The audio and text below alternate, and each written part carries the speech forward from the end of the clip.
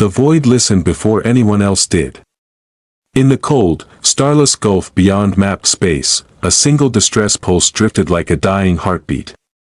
It came from a world that had once burned bright with civilization, now reduced to a trembling whisper. The message was simple, raw, primal. A plea.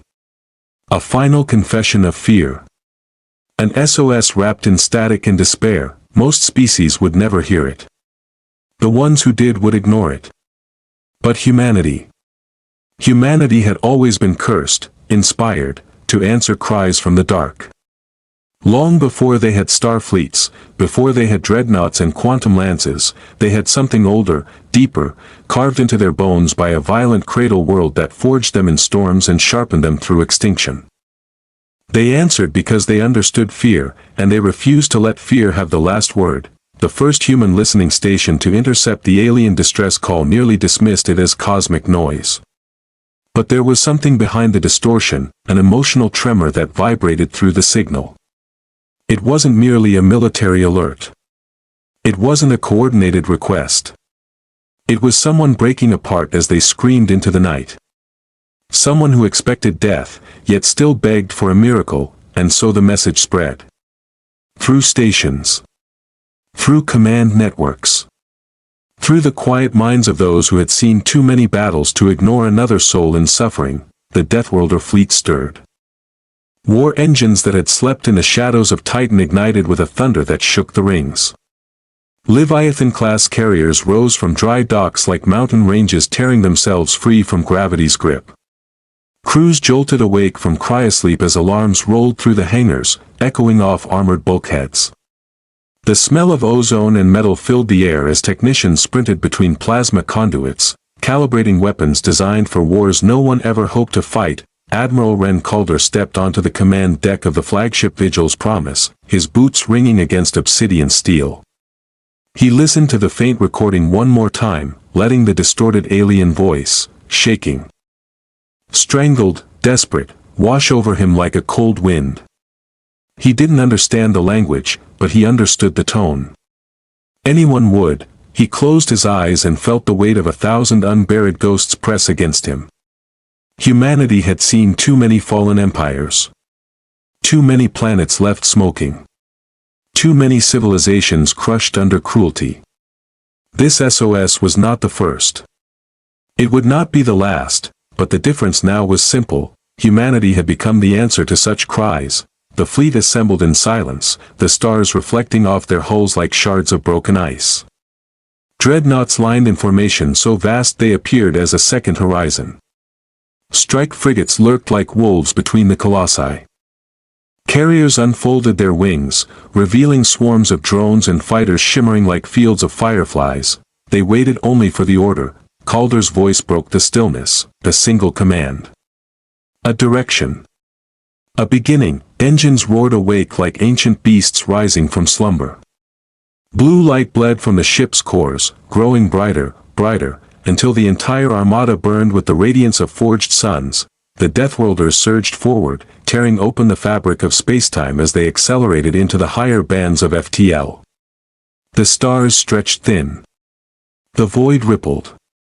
Time bent, and somewhere far ahead, a dying world whispered one final, quivering syllable into the dark. Help! Humanity was already on the way. A storm was crossing the stars. The transition out of FTL hit like a shiver across the hulls of the human warships. One moment the cosmos was stretched into rivers of blurred starlight, the next, the fleet emerged into a system swallowed by silence. No welcoming transmissions. No orbital lights. No signs of movement.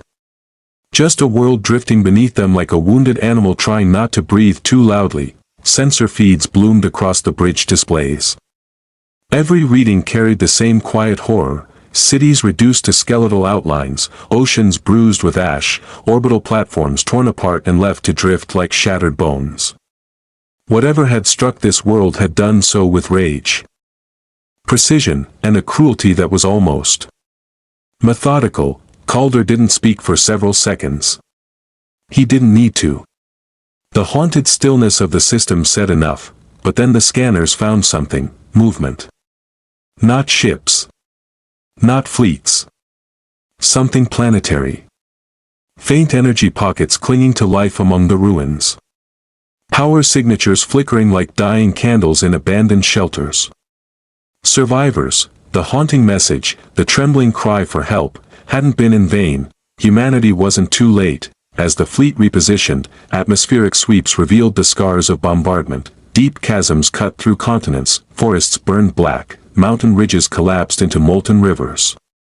And there, beneath the outlines of what had once been a capital city, a subterranean shield dome flickered weakly, its power cells sputtering. Life. Calder's chest tightened, dropships readied with mechanical precision. Troopers in obsidian armor marched into their carriers, their visors reflecting the grief of an entire planet displayed on the main view screens. Medical units prepared treatment pods.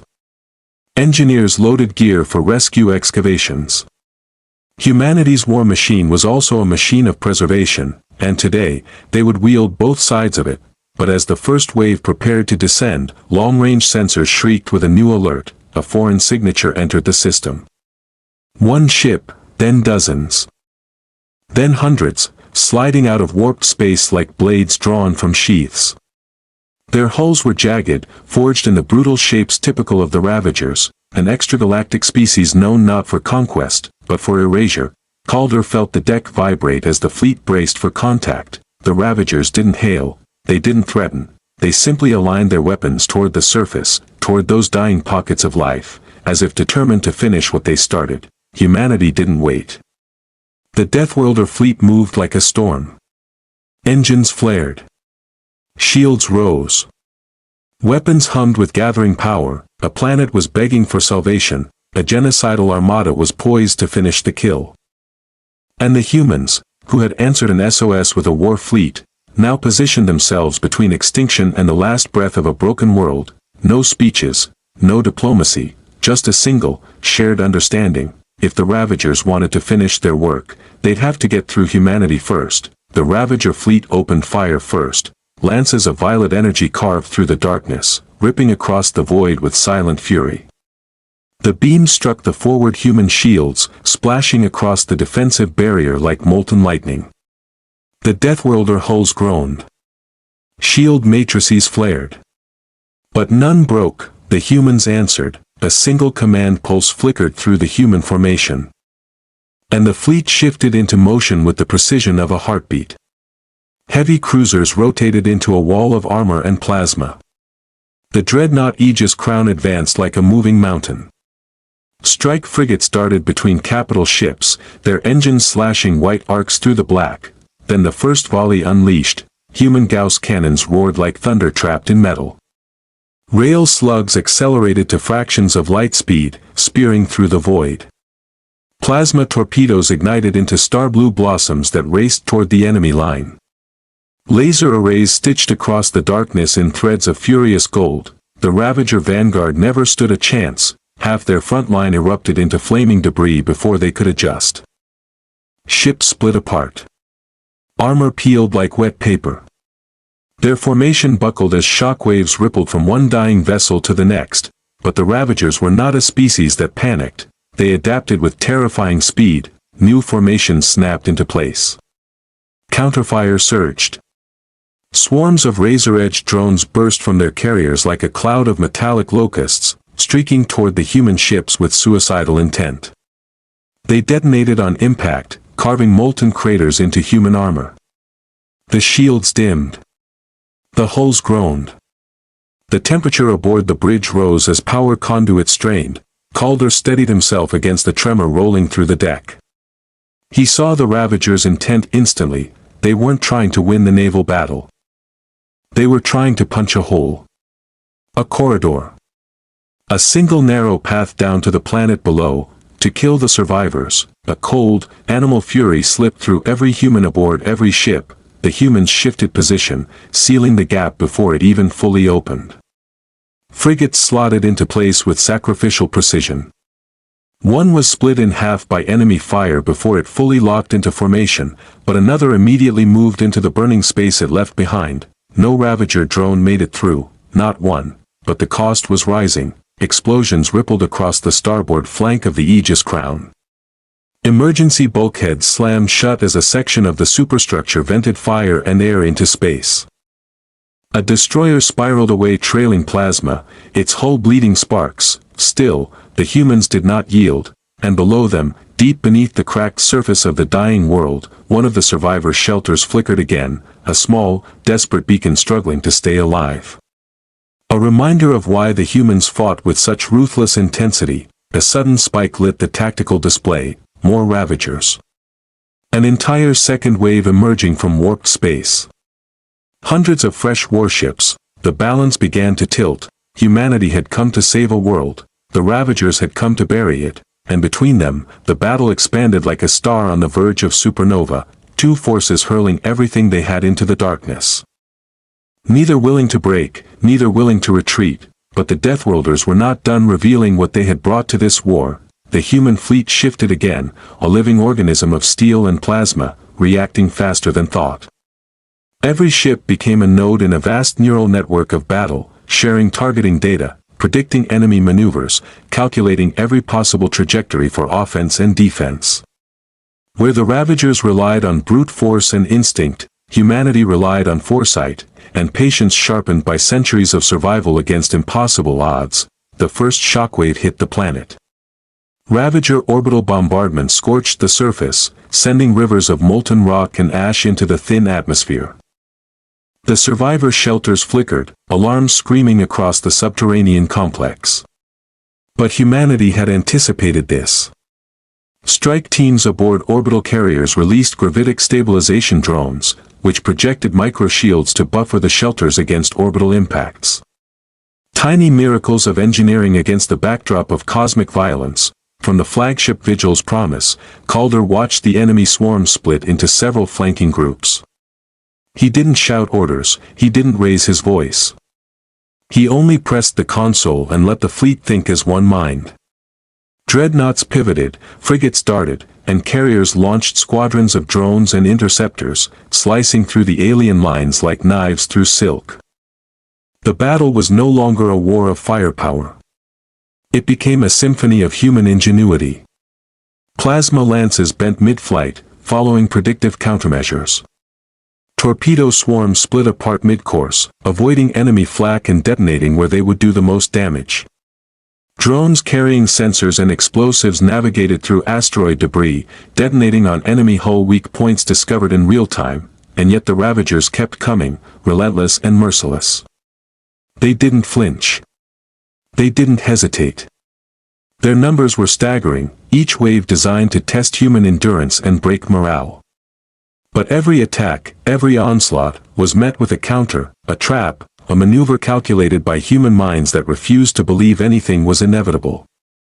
Below, the survivors finally emerged from the subterranean shelters. They had watched the orbital bombardment, seen humanity descend from the stars, and felt hope again for the first time. Engineers and medics moved quickly, setting up temporary power nodes and medical fields as troops protected them from the scattered Ravager ground assaults. Human soldiers became shields for the vulnerable, forming living barriers between life and extinction. The Vigil's promise took a direct hit to its port bow, massive energy arcs tearing across the hull. Sparks rained inside the bridge. Systems overloaded. And yet the flagship held, its shields flaring with every pulse, engines roaring as it maneuvered through the oncoming waves of enemy fire. Calder's eyes scanned the tactical displays. He knew this was only the beginning, but he also knew the fleet had the one advantage no alien intelligence could calculate: the stubbornness, creativity, and pride of humanity. The Ravager fleet was vast. Their weapons, deadly. Their tactics, brutal. But humanity had arrived to stand between annihilation and survival, and nothing, not even a galaxy of merciless invaders, could break the resolve of a species that refused to watch the helpless die. The first human counteroffensive had begun, and the galaxy would never be the same. Human ingenuity unfolded like a living weapon across the battlefield. Where the Ravagers expected predictable maneuvers, they encountered improvisation so swift it seemed instinctual. Dreadnoughts shifted formation mid-orbit, creating overlapping fields of fire while plasma lances carved ribbons of destruction through the enemy swarm. Frigates darted between larger ships, releasing drone packs that detonated with precise timing, collapsing alien hulls from the inside out.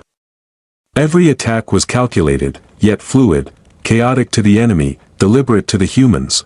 Below, the survivors began to reclaim their world. Human squads moved like shadows through the broken streets, exosuits bristling with energy blades and kinetic weapons. The air shimmered with the heat of flamethrowers, the pulse of railguns, the silent hum of drones weaving through debris. Engineers patched infrastructure, rerouted energy, and reactivated shield nodes. Children, elders, and those too weak to fight watched from shelters, feeling the pulse of hope in the ground shaking beneath the human advance. From orbit, the flagship Vigil's Promise engaged the Ravager command frigate with a precision strike. Beams of concentrated energy sliced through armor plating, cascading in sparks that glittered like stars against the black void. The enemy countered, a storm of missiles and plasma converging in a deadly ballet, yet each human defense system, point defense lasers, interceptor drones, and automated rail guns, intercepted with lethal perfection. Humanity fought not just with firepower, but with mind and heart. Every maneuver anticipated the enemy's cruelty, every strike calculated to protect the innocent below. The Deathworlder fleet became a living shield, absorbing attacks, drawing fire, sacrificing nothing but expendable hulls in perfect synchrony to safeguard lives. The Ravagers began to falter. Their formations, once unyielding, cracked under the unrelenting tide of human strategy. Ships that had seemed invincible tore themselves apart in their own confusion as humans exploited weaknesses only noticed in the chaos of battle. The air above the planet shimmered with energy arcs, exploding hulls, and firestorms, but humanity pressed forward, unbroken, unwavering. And then, as if the universe itself held its breath, the human fleet coordinated a final strike. Dreadnoughts aligned to form a corridor of destructive firepower, frigates funneled enemy vessels into its path, and carriers released torrents of drones and guided missiles. The Ravager capital, towering, jagged, and merciless, erupted under the concentrated assault. Waves of energy cascaded across its surface, hulls peeled back like paper, and the once imposing fortress fractured under the weight of human will. On the planet's surface, survivors stepped into the open for the first time in weeks. They felt the tremors of victory through the ground, saw the streaks of human fire across the skies. And finally dared to believe, humanity did not simply arrive to answer an SOS. They arrived to reclaim life itself. The Ravagers would learn that in the universe, when humans come to help, they bring more than hope, they bring judgment. The final wave of Ravager reinforcements faltered before it even reached the planet. Human coordination, foresight, and unyielding resolve had turned the tide. The surviving alien vessels attempted to regroup, but every maneuver was anticipated, every opening filled by a human strike. Orbital bombardments failed to find purchase. The Deathworlder dreadnoughts acted as living shields, absorbing fire, intercepting missiles, and creating corridors of safety for the fragile pockets of survivors below. On the surface, humans moved with purpose. Exosuit squads cleared remaining enemy strongholds, not merely to fight, but to protect. Medics and engineers worked side by side, repairing critical systems and shielding civilians from stray fire. Children clutched human hands as they guided them to safety. For every life lost, 100 more were saved. Humanity's presence became a promise, a wall between extinction and survival. In orbit, Calder watched the Ravager flagship buckle under relentless human assault. Energy beams tore through its superstructure, hull plating peeled away in molten ribbons, and its defensive shields collapsed under coordinated barrages. Strike craft swarmed its weakened points, detonating in precise sequences that left no chance of repair. The once mighty vessel erupted in a cathedral of fire, scattering debris across the void. The galaxy's attention shifted. Systems that had long cowered under alien rule witnessed a new reality, a species that arrived not to conquer, but to save. Allied worlds began emerging from hiding, inspired by the display of defiance and courage. The defeated Ravager remnants scattered, no longer unified, no longer invincible. Humanity had rewritten the rules of engagement across the stars. On the surface, survivors stood atop ruined structures, watching the last enemy vessels flee into the void. Tears streaked their faces. Hope, fragile and bright, took root where despair had festered for centuries. Children laughed for the first time, and the elders whispered prayers not for mercy, but for gratitude. The fleet above remained vigilant, engines glowing, weapons ready, but the tension eased. Humanity had fulfilled its purpose. They had arrived in time, answered the call, and in doing so, ensured that life, any life, had a chance to continue. As the stars themselves seemed to exhale in relief, Calder looked out over the cosmos and allowed a faint, rare smile. They had come. They had fought. They had saved. And the universe had learned what it meant when humans refused to turn away.